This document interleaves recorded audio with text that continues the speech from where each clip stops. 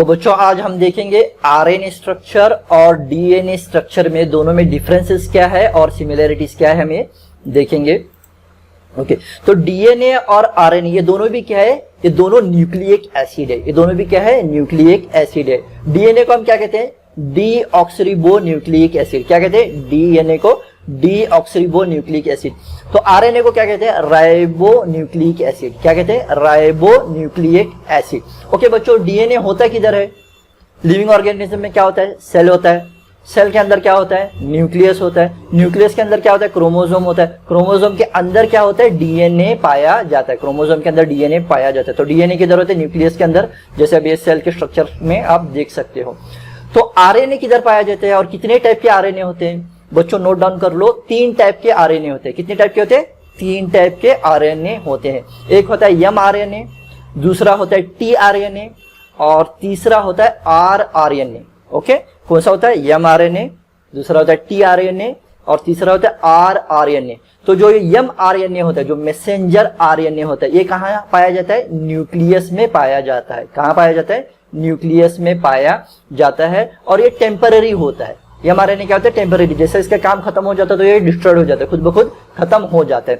तो T RNA जिसको transfer RNA भी कहा जाता है, ये कहाँ पाया जाता है, साइटोप्लाज्म में। और आर आरएनए जो राइबोसोमल आरएनए, ये भी साइटोप्लाज्म में पाया जाता है। ओके, अब देखेंगे डीएनए और आरएनए में सिमिलैरिटी क्या है। तो दोनों क्या है, न्यूक्लिक एसिड है। तो ये कैसे बने हुए होते हैं, it is composed of sugar, phosphate group और नाइट्रोजनस बेस से बने हुए होते हैं। तो शुगर, फॉस्फेट ग्रुप और नाइट्रोजनस बेस से बने हुए होते हैं। कौन से, डीएनए और आरएनए दोनों। तो ये दोनों में सिमिलैरिटी क्या है कि ये शुगर, फॉस्फेट ग्रुप और नाइट्रोजनस बेस से बने हुए होते हैं, ये सिमिलैरिटी। तो इनके डिससिमिलैरिटी क्या है, डिफरेंसेस क्या है। ओके, सबसे पहला जो डिफरेंस है शुगर। ओके, तो डीएनए में जो शुगर पाया जाता है ये डीऑक्सीरिबोस होता है। डीएनए में जो शुगर पाया जाता है ये कौन सा होता है, डीऑक्सीरिबोस शुगर पाया जाता है। और आरएनए में जो शुगर पाया जाता है, आरएनए में जो शुगर पाया जाता है ये कौन सा होता है, राइबोस। तो डीएनए में कौन सा होता है शुगर, डीऑक्सीरिबोस, और आरएनए में जो शुगर पाया जाता है वो कौन सा होता है, राइबोस। ओके, राइबोस होता है। Second difference, okay, second difference जो होता है, देखो डीएनए और आरएनए में नाइट्रोजनस बेसिस पाए जाते हैं 4। ओके, 4 नाइट्रोजनस बेसिस पाए जाते हैं जिनको न्यूक्लियोटाइड्स भी कहा जाता है। तो 4 नाइट्रोजनस बेसिस पाए जाते हैं डीएनए में और आरएनए में भी, जिसको न्यूक्लियोटाइड्स भी कहा जाता है। जैसे डीएनए में अगर हम देखेंगे तो ग्वानाइन होता है, साइटोसाइन होता है, एडेनाइन होता है और थाइमाइन। तो ये 4 नाइट्रोजनस बेसिस है, 4 न्यूक्लियोटाइड्स है। ओके, तो आरएनए में वही होता है, इधर भी ग्वानाइन है तो इधर भी ग्वानाइन है, इधर भी साइटोसाइन है आरएनए में, तो डीएनए में साइटोसाइन है तो आरएनए में भी साइटोसाइन है। डीएनए में एडेनाइन है तो इधर भी एडेनाइन है। लेकिन डीएनए में थाइमाइन ये नाइट्रोजनस बेस होता है और आरएनए में क्या होता है, यूरेसिल होता है। तो बच्चों नोट डाउन कर लो, आरएनए में क्या होगा, यूरेसिल होगा, यूरेसिल नाइट्रोजनस बेस होगा, यूरेसिल न्यूक्लियोटाइड होगा। और जो डीएनए में होता है क्या होता है, डीएनए में थाइमाइन होता है, thiamine nitrogenous base, nitrogenous base होता है, नाइट्रोजनस बेस होता है, जिसको न्यूक्लियोटाइड्स भी कहा जाता है। ये नोट डाउन कर लो। तो एक डिफरेंस क्या है, नाइट्रोजनस बेस में क्या डिफरेंस है, डीएनए में क्या होता है, थाइमाइन होता है और आरएनए में क्या होता है, यूरेसिल होता है। ओके, तो ये सेकेंड डिफरेंस है। ओके, बढ़ते हैं थर्ड डिफरेंस की तरफ। ओके, डीएनए क्या होता है, डीएनए डबल स्ट्रैंडेड होता है। डीएनए क्या होता है, डबल स्ट्रैंडेड होता है। और आरएनए क्या होता है, सिंगल स्ट्रैंडेड होता है। ये जो कुछ भी हम देख रहे हैं आगे, हम जो ट्रांसक्रिप्शन, ट्रांसलेशन और ट्रांसलोकेशन जो देखेंगे उसके लिए इजी पड़ेगा। ओके, और इसका क्वेश्चन भी आपके टेक्स्ट बुक में है। तो डीएनए क्या होता है बच्चों, डबल स्ट्रैंडेड होता है। कैसे होता है, डबल स्ट्रैंडेड। और आरएनए क्या होता है, सिंगल स्ट्रैंडेड होता है। तो डीएनए का हम एक स्ट्रक्चर देखेंगे, डीएनए के अंदर स्ट्रक्चर। तो डीएनए क्या होता है, कॉइल्ड होता है, ऐसे ना, ऐसा कॉइल्ड होता है, ऐसा कॉइल्ड वगैरह होता है। तो ये जो 3 प्राइम से 5 प्राइम तक 2 स्ट्रैंड है, एक 3 प्राइम से 5 प्राइम से 5 प्राइम तक और 5 प्राइम टू 3 प्राइम 2 स्ट्रैंड है। तो जो 3 प्राइम से 5 प्राइम का जो स्ट्रैंड है इसको टेम्पलेट स्ट्रैंड कहा जाता है। इसको क्या कहा जाता है, टेम्पलेट स्ट्रैंड। किसको, 3 प्राइम से 5 प्राइम तक 2 जो स्ट्रैंड होता है इसको टेम्पलेट स्ट्रैंड कहा जाता है।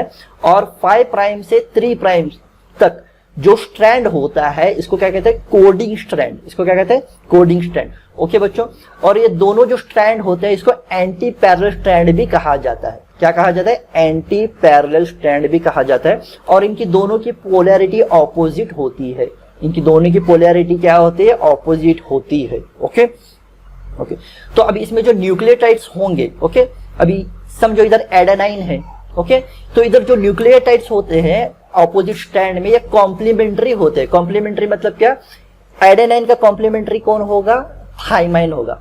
तो इधर अगर एडेनाइन आएगा कोडिंग स्ट्रैंड पे तो टेम्पलेट स्ट्रैंड पे कौन आएगा, थाइमाइन। तो कॉम्प्लीमेंट्री न्यूक्लियोटाइड ही आएगा, कॉम्प्लीमेंट्री न्यूक्लियोटाइड ही आएगा। ओके, अगर इधर थाइमाइन होगा तो थाइमाइन का कॉम्प्लीमेंट्री कौन है, एडेनाइन। ओके, एडेनाइन का थाइमाइन है तो थाइमाइन का कॉम्प्लीमेंट्री न्यूक्लियोटाइड कौन होगा, एडेनाइन ही होगा। अगर इधर ग्वानाइन है तो उसका कॉम्प्लीमेंट्री कौन होगा, साइटोसाइन।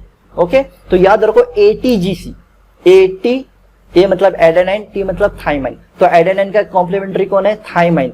GC मतलब G का कॉम्प्लीमेंट्री, G मतलब ग्वानाइन न्यूक्लियोटाइड है, नाइट्रोजनस बेस है, तो G मतलब ग्वानाइन, ग्वानाइन का कॉम्प्लीमेंट्री कौन होगा, साइटोसाइन। ओके, तो ये ATGC, तो ऐसे ये क्या हो जाएगा, ऐसे जुड़ते जुड़ते जुड़ते जाएगा। तो जो कॉम्प्लीमेंट्री स्ट्रैंड्स जो होते हैं ये क्या होते हैं, न्यूक्लियोटाइड्स ये जुड़े हुए होते हैं। कैसे होते हैं, जुड़े हुए होते हैं, कॉम्प्लीमेंट्री न्यूक्लियोटाइड से, कॉम्प्लीमेंट्री नाइट्रोजनस बेस से जुड़े हुए होते हैं। तो इनके बीच में क्या होती है, बॉन्डिंग होती है। इनकी पोलैरिटी ऑपोजिट होती है ना, तो इनके बीच में क्या होते हैं, बॉन्डिंग होती है। और ये जो बॉन्डिंग होती है कैसे होता है, हाइड्रोजन बॉन्ड से, हाइड्रोजन बॉन्ड से इनके दोनों के बीच में क्या होती है, बॉन्डिंग होती है। ऑपोजिट जो स्ट्रैंड्स है, ये जो स्ट्रैंड्स है इनके दोनों के बीच में क्या होती है, बॉन्डिंग होती है। और बॉन्डिंग कैसे होते हैं, न्यूक्लियोटाइड्स कैसे होते हैं, कॉम्प्लीमेंट्री होते हैं। एडेनाइन का कॉम्प्लीमेंट्री न्यूक्लियोटाइड कौन है, थाइमाइन। ग्वानाइन का कॉम्प्लीमेंट्री न्यूक्लियोटाइड कौन है, नाइट्रोजनस बेस कौन है, ग्वानाइन का, साइटोसाइन। ओके, ये नोट डाउन कर लो। ओके, आरएनए, आरएनए क्या होता है, सिंगल स्ट्रैंडेड होता है, इसमें डबल स्ट्रैंड नहीं होता। जैसे डीएनए में होता है टेम्पलेट स्ट्रैंड एक होता है, कोडिंग स्ट्रैंड एक होता है, लेकिन आरएनए में क्या होता है, सिंगल स्ट्रैंड होता है। तो बच्चों हम बढ़ते हैं टॉपिक की तरफ। अब हम देखेंगे ट्रांसक्रिप्शन, ट्रांसलेशन और ट्रांसलोकेशन हम देखेंगे। ओके बच्चों, हमारे बॉडी को प्रोटीन की जरूरत होती है, हमारे बॉडी को क्या होती है, प्रोटीन की जरूरत होती है। तो क्वेश्चन है कि क्यों जरूरत होती है, प्रोटीन की जरूरत क्यों होती है। बच्चे कहेंगे सर हम डॉक्टर को पूछ के आते, ओके नहीं, लेकिन हमको ये पढ़ना है। तो प्रोटीन की जरूरत क्यों होती है, देखो प्रोटीन क्या करता है, हमारी बॉडी में जितने भी फंक्शंस है, अलग अलग फंक्शंस है, इसको क्या करता है, कंट्रोल करता है। लिविंग ऑर्गेनिजम्स में जितने भी फंक्शंस होते हैं इसको कंट्रोल कौन करता है, प्रोटीन कंट्रोल करता है। क्या करता है, प्रोटीन कंट्रोल करता है। और उनके अपीयरेंस को भी कंट्रोल करता है, उनके अपीयरेंस को भी क्या करता है, कंट्रोल करता है। तो प्रोटीन कंट्रोल करता है, तो प्रोटीन बहुत इंपॉर्टेंट चीज हुई। ओके, तो अभी प्रोटीन तो बनाना है, ओके, बॉडी में प्रोटीन तो बनाना है। ओके, तो अभी प्रोटीन जो बनाना है इसकी इंफॉर्मेशन क्या होती है, डीएनए में स्टोर होती है। ओके, हमने क्या देखा था पहले वीडियो में, डीएनए क्या होता है, इसमें पूरा बॉडी का एक मैप होता है। ओके, आंख के लिए अलग, सर के लिए अलग, पैर के लिए अलग, लीवर के लिए अलग, किडनी के लिए अलग। ओके, तो डीएनए में पूरा स्ट्रक्चर होता है, मैप, पूरा स्ट्रक्चर होता है बॉडी का। ओके, क्या क्या चाहिए, क्या क्या नहीं चाहिए। ओके, उसमें पूरे एक टाइप की रेसिपी होती है। ओके, पूरे टाइप की एक रेसिपी होती है। और अगर किसी पार्ट का हम लेंगे आंख के लिए तो उसको क्या कहते हैं, जीन्स। ओके, डीएनए में क्या होता है, जीन्स होता है। जीन क्या होता है, it is a part of DNA, ये हमने देखा था। तो ये जो प्रोटीन बनाना है, प्रोटीन सिंथेसिस, ओके, ये बनाना है, इसका जो ये होता है, कोडिंग होता है, इसकी जो रेसिपी होती है, इसकी जो इंफॉर्मेशन होती है, कहाँ स्टोर होती है, डीएनए में स्टोर होती है। और हमने देखा कि प्रोटीन तो बहुत जरूरी है, हमारे बॉडी के लिए बहुत जरूरी है। तो फिर क्या होता है, अभी देखो समझो एक बॉडी को हमारे आईज के लिए प्रोटीन बनाना है, हमारे आईज के लिए प्रोटीन बनाना है। तो जो डीएनए में तो क्या होता है, पूरा बॉडी का मैप होता है, पूरे बॉडी का क्या होता है, एक स्ट्रक्चर होता है, रेसिपी होती है। तो आंख के लिए क्या होता है, एक स्पेसिफिक अलग सेगमेंट, जिसे हम क्या कहेंगे, जीन। ओके, हमने पहले वीडियो में देखा था। तो जीन क्या होता है, सेगमेंट ऑफ अ डीएनए, हर एक के लिए क्या होता है, अलग अलग होता है। आंख के लिए जीन अलग होगा, पैर के लिए अलग होगा, किडनी के लिए अलग होगा। तो ये पूरा मिला के डीएनए होता है। ओके, तो हमें अब क्या करना है, आईज के लिए क्या करना है, हमें प्रोटीन प्रोसेस करना है, सिंथेसाइज करना है। तो इसकी इंफॉर्मेशन क्या होगी, डीएनए में, वो जीन में होगी, आईज की जीन में होगी। ओके, तो जीन क्या करेगा, आरएनए के मदद से, आरएनए के मदद से क्या करेगा, ये प्रोटीन बनाने में पार्टिसिपेट करेगा और सेल के फंक्शनिंग में पार्टिसिपेट करेगा। ओके, और क्या करेगा, ये पूरे बॉडी को कंट्रोल करेगा, उसके फंक्शनिंग को कंट्रोल करेगा, उसके स्ट्रक्चर को कंट्रोल करेगा। तो देखो बच्चों क्या करेगा, अभी हमें क्या करना है, हमारे एग्जाम्पल में आइज के लिए हमें प्रोटीन सिंथेसाइज करना है। इसकी इंफॉर्मेशन कहाँ स्टोर है, डीएनए में। तो डीएनए में तो क्या होता है, पूरे बॉडी का होता है ना। तो आंख के लिए जो सेगमेंट होगा उसके तो जीन, ओके, तो जीन आई के जीन्स में जानेगा, आइज के जीन्स में हमें जाना पड़ेगा। तो उसका जीन्स क्या करेगा, आरएनए के मदद से वो रिक्वायर्ड प्रोटीन्स को क्या करेगा, बनाएगा, सिंथेसाइज करेगा। ओके, हमें आगे हलो एक एक स्टेप में हम देखेंगे। तो जो ये जो प्रोटीन जो सिंथेसाइज होता है, ये कैसे होता है, डीएनए से आरएनए बनता है। क्या होता है, डीएनए से, ओके, डीएनए में जो जीन्स होता है उसी से। तो डीएनए से क्या बनता है, आरएनए बनता है। इसी को कहते हैं सेंट्रल डॉग्मा। तो देखो डीएनए से क्या बनता है, आरएनए, और आरएनए से क्या बनता है, प्रोटीन बनता है। डीएनए से क्या बनता है, आरएनए, आरएनए से क्या बनता है, प्रोटीन बनता है। इसको कहते हैं सेंट्रल डॉग्मा। और ये जो कॉन्सेप्ट है ये किसने बताया था, लोगों के सामने किसने एक्सप्लेन किया था, सर फ्रांस क्रिक्स, बहुत बड़े साइंटिस्ट है सर फ्रांस क्रिक्स। इन्होंने क्या किया था, ये सेंट्रल डॉग्मा ऐसे प्रोसेस होता है, प्रोटीन ऐसे सिंथेसाइज होता है बॉडी में, ये लोगों के सामने उन्होंने पेश किया था। तो सेंट्रल डॉग्मा क्या कहता है कि DNA makes RNA and RNA makes protein. तो बच्चों सेंट्रल डॉग्मा क्या कहता है कि डीएनए आरएनए बनाता है, DNA makes RNA and RNA makes protein. Okay, in short क्या है, transcription to translation and translation to translocation. ये हम आने वाले स्लाइड्स में देखेंगे, transcription to translation and translation to translocation, इसी को कहते हैं सेंट्रल डॉग्मा। ओके, आने वाले स्लाइड में हम एक एक करके ये देखेंगे। तो अब देखेंगे ट्रांसक्रिप्शन। तो ट्रांसक्रिप्शन क्या है, ये पहला स्टेप है towards protein formation. Okay, protein form करने के लिए जो सबसे पहला स्टेप है ये कौन सा है, ट्रांसक्रिप्शन। ओके, ट्रांसक्रिप्शन कहते किसको है, transcription is the process of producing a strand of RNA from a strand of DNA.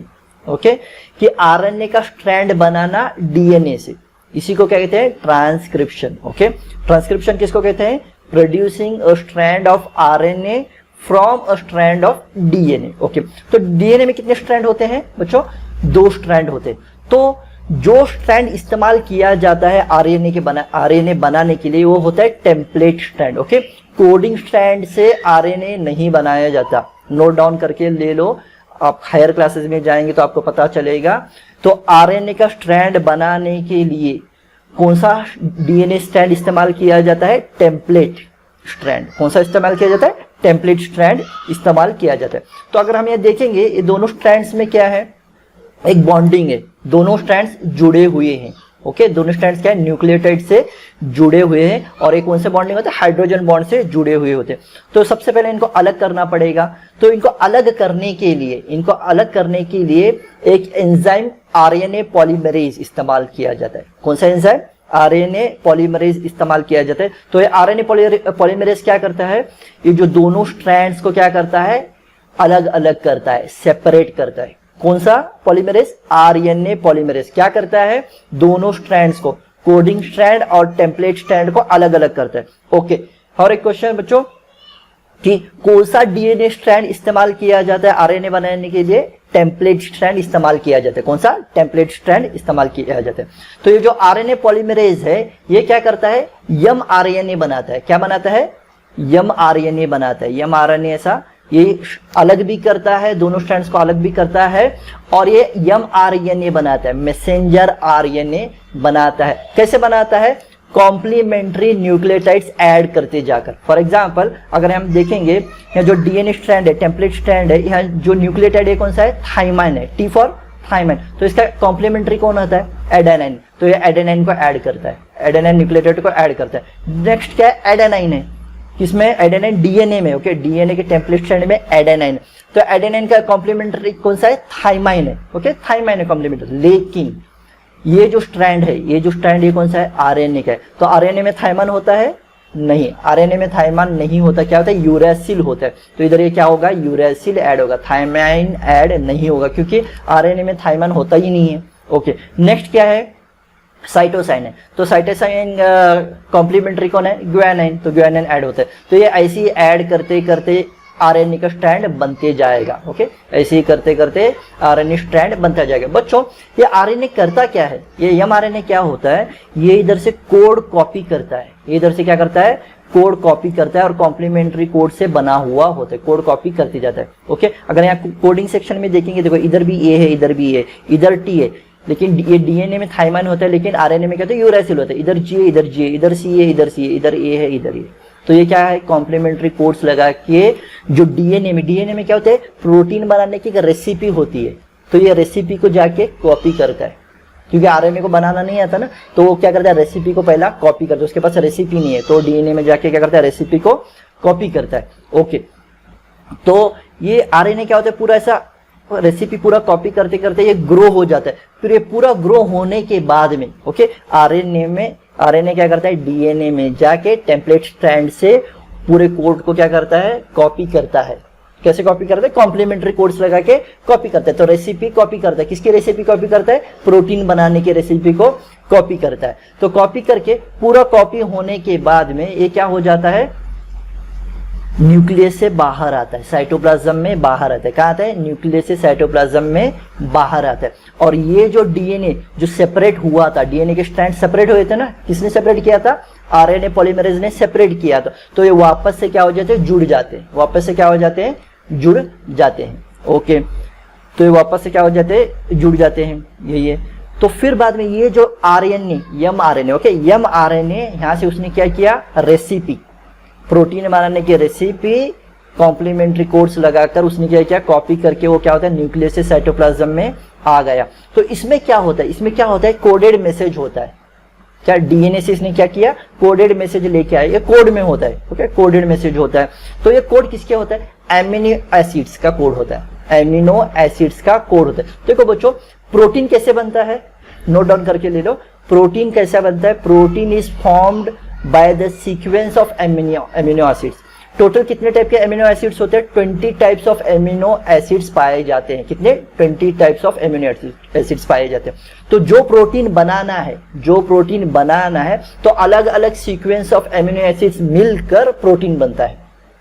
अलग अलग एमिनो एसिड्स का अलग अलग सीक्वेंस बनकर क्या बनता है, प्रोटीन बनता है। फॉर एग्जाम्पल, नंबर्स कितने हैं, नंबर 0 से 9 है ना, लेकिन 0 से 9 से कितने नंबर्स बनते हैं, हम कितने भी नंबर बना सकते हैं, अनकाउंटेबल। वैसे ही अलग अलग एमिनो एसिड्स कितने, 20 टाइप के एमिनो एसिड है, लेकिन उसका अलग अलग सीक्वेंस लगाकर डिफरेंट टाइप्स ऑफ प्रोटीन्स बनते हैं। तो इसके लिए कोड होता है, इसका कोड किधर होता है, डीएनए में होता है। तो डीएनए में जाकर कौन कोड लेके आता है, एमआरएनए। कौन लेके आता है, एमआरएनए। तो एमआरएनए क्या करता है, डीएनए में जाकर टेम्पलेट स्ट्रैंड से वो कोड लेकर बाहर आता है। कहाँ आता है, न्यूक्लियस से साइटोप्लाज्म में आता है। और वो जो कोड होता है, इसमें कितने होते हैं, 3 न्यूक्लियोटाइड्स होते हैं। कितने, 3 न्यूक्लियोटाइड्स। एक एमिनो एसिड के लिए कितने होता है कोड, 3 कोड होते हैं, 3 न्यूक्लियोटाइड्स होते हैं, 3 nucleotides. For example, methionine amino acid, क्या है, मिथियोनाइन एमिनो एसिड के लिए जो न्यूक्लियोटाइड्स होते हैं ए, यू और जी होते हैं। क्या होते हैं, ए, यू, जी, ऑगस्ट। तो ए, यू, जी, ये क्या है, न्यूक्लियोटाइड है। ओके, तो ये किसका कोड है, कौन से एमिनो एसिड का कोड है, मिथियोनाइन। इसको इनिशिएशन कोडॉन भी कहा जाता है, इनिशिएशन कोडॉन भी कहा जाता है। ये आपको फिल इन द ब्लैंक्स वगैरह में आ सकता है। तो A, U, G, adenine, uracil, guanine. तो ए, यू, जी ये क्या है, कोडॉन है, कोड है। ओके, तो ये किसके लिए है, कौन से एमिनो एसिड के लिए, मिथियोनाइन के लिए। तो इसीलिए ये सब जितने भी कोड्स होते हैं, ये क्या होते हैं, तीन कोडॉन में होते हैं। क्या होता है, 3 कोडॉन में होते हैं। इसीलिए इसे को क्या कहा जाता है, ट्रिपलेट कोडॉन। ओके, हर एक एमिनो एसिड के लिए जो कोड होता है 3 न्यूक्लियोटाइड्स के फॉर्म में होता है, 3 न्यूक्लियोटाइड्स के फॉर्म में होता है। इसीलिए इसको क्या कहते हैं, ट्रिपलेट कोडॉन कहा जाता है। तो अब देखेंगे सेकंड स्टेप, हमें प्रोटीन बनाना है। तो सेकंड स्टेप क्या है, ट्रांसलेशन। क्या है, ट्रांसलेशन। तो देखो एमआरएनए ने क्या किया, हमें प्रोटीन बनाना है, लेकिन उसकी रेसिपी कैसे बनाना है, हमारे पास रेसिपी नहीं है। तो एमआरएनए ने क्या किया, डीएनए में गया, डीएनए से टेम्पलेट स्ट्रैंड में कॉम्प्लीमेंट्री न्यूक्लियोटाइड्स लगा के उसने क्या किया, और रेसिपी को कॉपी किया। कॉपी करने के बाद में वो क्या हुआ, साइटोप्लाज्म में आया। तो इस एमआरएनए में थाउजेंड्स ऑफ ट्रिपलेट कोडॉन्स होते हैं, थाउजेंड्स ऑफ ट्रिपलेट कोडॉन। और एक स्पेसिफिक ट्रिपलेट कोडॉन एक इससे स्पेसिफिक होता है, एक स्पेसिफिक एमिनो एसिड को रिप्रेजेंट करता है, वो उसका कोड है, स्पेसिफिक एमिनो एसिड का कोड होता है। ओके, फॉर एग्जाम्पल हमने क्या देखा, जो AUG है, AUG ये ट्रिपलेट कोडॉन है। तो इसका रिलेटेड स्पेसिफिक एमिनो एसिड क्या होगा, मिथियोनाइन होगा। क्या होता है? मिथियोनाइन एमिनो एसिड होगा। ओके, फॉर एग्जांपल अगर हम यहाँ देखेंगे तो ये जो एमआरएनए ने क्या किया? रेसिपी को कॉपी किया डीएनए में से और किधर आ गया? साइटोप्लाज्म में आ गया। ओके, तो AUG था। तो ये जो टीआरएनए होगा, टीआरएनए क्या करेगा? ये एमिनो एसिड सप्लाई करेगा। ये क्या करेगा? एमिनो एसिड्स को सप्लाई करेगा। लेकिन कैसे सप्लाई करेगा? Based on the triplet codon. ये कोडॉन के हिसाब से एमिनो एसिड क्या करेगा? सप्लाई करेगा। क्योंकि इसके पास क्या होता है? एंटी कोडॉन होता है। और ये जो एंटी कोडॉन होता है क्या होता है? Complementary to the triplet codon. अभी देखो ये जो ए है, ए क्या है? एडेनाइन। इसका कॉम्प्लीमेंट्री क्या होता है? यूरेसिल होता है। थाइमिन नहीं होगा, थाइमिन इधर डीएनए में होगा। ओके, ये आरएनए है ना, तो थाइमिन की जगह यूरेसिल होगा। तो इधर यूरेसिल है, तो यूरेसिल का कॉम्प्लीमेंट्री क्या? एडेनाइन। तो ये क्या करते हैं? एंटी कोडॉन सप्लाई करेगा, एमिनो एसिड सप्लाई करेगा। लेकिन एमिनो एसिड कैसे सप्लाई करेगा? Based on the triplet codon. तो जैसे ट्रिपलेट कोडॉन होगा उसके बेस पे वो क्या करेगा? एमिनो एसिड सप्लाई करेगा। ऐसे एमिनो एसिड सप्लाई करेगा। तो ये क्या करता है? टीआरएनए ये क्या करता है? ये ट्रांसलेट करता है। ये जो कोडॉन, इसने जो कोड लेके आया एंटी कोडॉन के मदद से, जो एमिनो एसिड जरूरी है, तो इसने क्या किया? देखो ये एमआरएनए क्या किया? एमआरएनए ने कोड रेसिपी कॉपी करके लाई डीएनए से। ओके, तो इसने क्या किया? टीआरएनए ने एंटी कोडॉन के मदद से इसके ये जो कोडॉन को इसने ट्रांसलेट किया और ट्रांसलेट करके वो स्पेसिफिक एमिनो एसिड सप्लाई किया। ओके, अभी जो AUG है, AUG क्या है? ट्रिपलेट कोडॉन है। तो इसका जो स्पेसिफिक एमिनो एसिड होगा ये क्या है? Methionine amino acid. तो ये क्या करेगा? एंटी कोडॉन के मदद से उस कोड को क्या करेगा? ट्रांसलेट करेगा। ट्रांसलेट करके वो स्पेसिफिक एमिनो एसिड क्या करेगा? सप्लाई करेगा। तो कोड के हिसाब से एमिनो एसिड सप्लाई करते करते जाएगा। अभी इधर देखो और एक इधर आ रहा है, ये भी क्या है? ये ये एंटी कोडॉन है। ये किसका है? AAA का एंटी कोडॉन है। ओके, और ये लाइसिन क्या है? एमिनो एसिड है। तो एंटी कोडॉन, ये कोडॉन को क्या करेगा? ट्रांसलेट करेगा। किसके मदद से? एंटी कोडॉन के मदद से ट्रांसलेट करेगा। और ट्रांसलेट करने के बाद में उसे पता चलेगा कि कौन सा एमिनो एसिड जरूरी है, तो वो स्पेसिफिक एमिनो एसिड को क्या करेगा? सप्लाई करेगा। और एक बार याद रख लो, ये जो AUG है इसी को क्या कहते हैं? इनिशिएशन। ट्रांसलेशन कहां से शुरू होगा? AUG से शुरू होगा। याद रखो, AUG ट्रिपलेट कोडॉन से क्या होगा? ट्रांसलेशन शुरू होगा। इसीलिए इसको AUG को इनिशिएशन कोडॉन भी कहते हैं। और जो AUG है, ये इनिशिएशन कोडॉन में जो एमिनो एसिड सप्लाई किया जाता है इसको कहते हैं मिथियोनाइन एमिनो एसिड सप्लाई किया जाता है। इसमें स्टॉप कोडॉन भी होता है। ओके, स्टॉप कोडॉन आने के बाद में ट्रांसलेशन खत्म होगा। ट्रांसलेशन का मतलब क्या? ये कोडिंग को अनकोड करना, कोडिंग को अनकोड करना है एंटी कोडॉन के मदद से, उसको कहते हैं ट्रांसलेशन। ओके, तो इसी को क्या कहते हैं? ट्रांसलेशन कहा जाता है। अब देखेंगे हम तीसरा स्टेप प्रोटीन बनाने में। Okay, third step towards protein formation, वो कौन सा है? ट्रांसलोकेशन। कौन सा है? ट्रांसलोकेशन। ओके बच्चों, मैंने पहले क्या कहा था? प्रोटीन कैसे बनता है? Protein are made from a sequence of amino acids. अलग अलग एमिनो एसिड्स का सीक्वेंस ओके जुड़कर क्या बनता है? प्रोटीन बनता है। न्यूक्लियोटाइड से प्रोटीन नहीं बनता। किससे बनता है? एमिनो एसिड से। ओके, एमिनो एसिड्स के अलग अलग सीक्वेंस से प्रोटीन बनता है। ओके, तो हमने इमेज देखा। ओके, ये जो एमिनो एसिड्स कौन सप्लाई किया? हमने देखा ट्रांसलेशन में टीआरएनए क्या करता है? अलग अलग एमिनो एसिड्स सप्लाई करता है। कैसे सप्लाई करता है? एंटी कोडॉन के मदद से। क्योंकि जो एमआरएनए ने क्या किया था? डीएनए में जाकर कोड लेके आया। कोड लेके आया किधर आया? साइटोप्लाज्म में आया। फिर टीआरएनए ने क्या किया? उस कोड को ब्रेक किया, ट्रांसलेट किया एंटी कोडॉन के मदद से। तो उस कोड को ट्रांसलेट किया एंटी कोडॉन के मदद से और स्पेसिफिक एमिनो एसिड्स को उसने सप्लाई किया। तो इधर हो गया एमिनो एसिड को सप्लाई किया। तो अब ये एमिनो एसिड इधर आके सप्लाई होने के बाद में जो आरएनए है, राइबोसोमल आरएनए, ये क्या करता है? इस एमिनो एसिड्स को क्या करता है? ज्वाइन करता है, सीक्वेंस में लगाता है पेप्टाइड बॉन्ड से। क्या? पेप्टाइड बॉन्ड से क्या करता है? इसको ज्वाइन करता है, सीक्वेंस में लगाता है। क्योंकि प्रोटीन बनाने के लिए क्या होना चाहिए? एमिनो एसिड्स को क्या करना पड़ेगा? सीक्वेंस में लगाना पड़ेगा, उनको जोड़ना पड़ेगा। ओके, तो ये काम कौन करता है? आरआरएनए। आरआरएनए क्या करता है बच्चों? क्या करता है? आरआरएनए जो टीआरएनए ने जो एमिनो एसिड्स को सप्लाई किया था इनके बॉन्डिंग करता है। इनके क्या करता है? बॉन्डिंग करता है। किससे करता है? पेप्टाइड बॉन्ड से क्या करता है? बॉन्डिंग करता है। और ये प्रोसेस में ये जो राइबोसोम है, एक आरएनए से from one end of RNA से अदर एंड तक क्या होता है? ये ऐसा घूमते रहते हैं, मूविंग होते रहते हैं। क्या होते रहता है? मूविंग होते रहते हैं। कौन मूविंग होते रहता है? राइबोसोम। इनिशिएशन कोडॉन क्या होता है? पहला AUG होता है, तो AUG से स्टार्ट होता है और स्टॉप कोडॉन होता है, वहां तक वो क्या होता है? कंटिन्यू मूव होते रहता है। और जितने भी एमिनो एसिड जो tRNA ने सप्लाई किया था, tRNA ने जो सप्लाई किया था उसको वो क्या करता है? बॉन्डिंग करता है, उसको ज्वाइन करता है। किसके मदद से? पेप्टाइड बॉन्ड से क्या करता है? ज्वाइन करता है। इसी को क्या कहते हैं? ट्रांसलोकेशन। इसको कहते हैं ट्रांसलोकेशन। ट्रांस मतलब अक्रॉस, ट्रांस का मतलब क्रॉस, लोकेशन तो पूरे लोकेशन का क्रॉस, अक्रॉस लोकेशन ये क्या करता है? ये राइबोसोम घूमते रहता है और ये एमिनो एसिड्स को क्या करता है? ज्वाइन करता है, पेप्टाइड बॉन्ड से ज्वाइन करता है। तो देखो बच्चों, मैं रिपीट करता हूं, mRNA ने क्या किया? हमें प्रोटीन बनाना है, तो प्रोटीन बनाना है, इसके लिए रेसिपी हमारे पास है क्या? कोड है क्या? हमारे पास नहीं है। तो mRNA ने क्या किया? DNA में गया, DNA में जाके RNA पॉलीमरेज ने क्या किया? उनके जो दोनों स्ट्रैंड्स के बीच में, DNA स्ट्रैंड्स के बीच में क्या था? एक बॉन्डिंग था, उसको बॉन्डिंग को उसने क्या किया? सेपरेट किया और क्या बना? mRNA ने क्या किया? वो कोड को कॉपी किया। कॉम्प्लीमेंट्री कोड कहां किया? कॉपी किया, DNA से कॉपी किया। कॉपी करने के बाद में वो क्या किया? फॉर एग्जाम्पल हमको केक बनाना है, तो हमारे पास रेसिपी नहीं है, तो हमने क्या किया?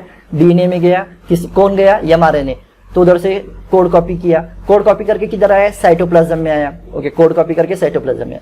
तो कोड लाने के बाद में tRNA ने क्या किया? इस कोड को क्या किया? ट्रांसलेट किया। किसके मदद से? एंटीकोडॉन के मदद से। तो ट्रांसलेट करने के बाद में उसे पता चला, ओके, तो AUG क्या था? Initiation codon. AUG का जो होता है अमीनो एसिड कौन सा होता है? मिथियोनाइन। तो वो कोड को उसने ट्रांसलेट करने के बाद में tRNA को ये पता चला कि इसको मिथियोनाइन अमीनो एसिड चाहिए। तो अलग अलग टाइप के अमीनो एसिड होते हैं। स्टार्टिंग में होता है AUG। AUG क्या होता है? इनिशिएशन कोडॉन होता है। तो उसने अमीनो एसिड को सप्लाई किया बेस्ड ऑन द कोडॉन। इसका मतलब उसने माल सप्लाई किया। हमें केक बनाना है ना, तो हमारा रेसिपी किसने कॉपी किया? mRNA ने रेसिपी कॉपी किया। उसको ट्रांसलेट किसने किया? कोड को ब्रेक किसने किया? tRNA ने। और मटेरियल भी सप्लाई किया। तो मटेरियल सप्लाई करने के बाद में, फॉर एग्जांपल अगर हमको केक बनाना है तो मैदे का आटा है, शुगर है वगैरह, हम उसे मटेरियल ला के रखेंगे तो केक हो जाएगा क्या? नहीं, उसको मिक्स भी करना पड़ेगा ना, उसको बॉन्ड भी करना पड़ेगा ना। तो बॉन्डिंग का काम कौन करता है? rRNA। तो rRNA क्या करता है? इस सब एमिनो एसिड्स को बॉन्डिंग करते हैं। कैसे? पेप्टाइड बॉन्ड से। तो ये बॉन्डिंग के बाद में क्या तैयार हो जाता है? प्रोटीन फॉर्म होता है। बॉन्डिंग के बाद में प्रोटीन फॉर्म होता है। तो इतना एक कॉम्प्लेक्स प्रोसेस है, ये हमारे बॉडी में हमेशा होते रहता है। जैसे जैसे प्रोटीन की जरूरत होती है तो कॉम्प्लेक्स प्रोसेस हमारे बॉडी में हमेशा होते रहता है। तो अब देखेंगे म्यूटेशन।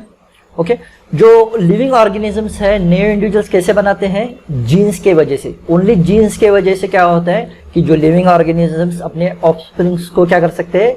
न्यू इंडिविजुअल्स पैदा कर सकते हैं। क्योंकि जो जाइगोट फॉर्मेशन होता है, जाइगोट में क्या होता है? कैसे फॉर्म होता है? क्रोमोसोम्स होते हैं, और क्रोमोसोम्स में क्या होता है? DNA, और DNA में क्या होता है? जीन्स होता है। तो जीन्स के मदद से ही लिविंग ऑर्गेनिजम्स क्या कर सकते हैं? अपने ऑफस्प्रिंग्स को पैदा कर सकते हैं। तो ये इस प्रोसेस में क्या होता है? ये जो जीन्स होते हैं, ये जीन्स क्या होते हैं? नेक्स्ट जनरेशन को अपने पेरेंट्स से ऑफस्प्रिंग को क्या होता है?